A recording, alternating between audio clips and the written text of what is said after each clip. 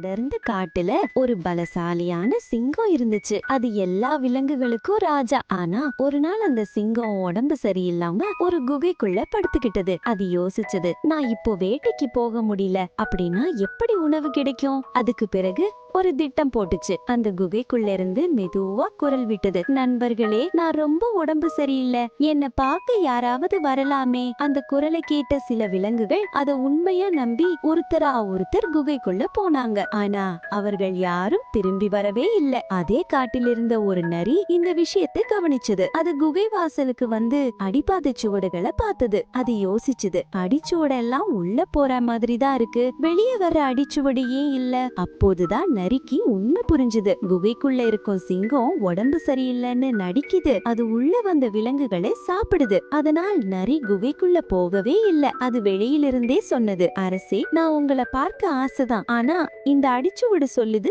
உள்ள போனவங்க வெளியே வரலன்னு. அதை கேட்ட சிங்கம் தன் திட்டம் கண்டுபிடிச்சிட்டதுன்னு புரிஞ்சுது. அந்த நாள் நரி ஒரு விஷயம் கத்துக்கிட்டது, கேள்வி கேட்காம நம்ப கூடாது, பார்த்து புரிஞ்சு யோசிச்சு முடிவெடுக்கணும். ஏன்னா அறிவு இருந்தாதான் ஆபத்திலிருந்து தப்பிக்க முடியும்.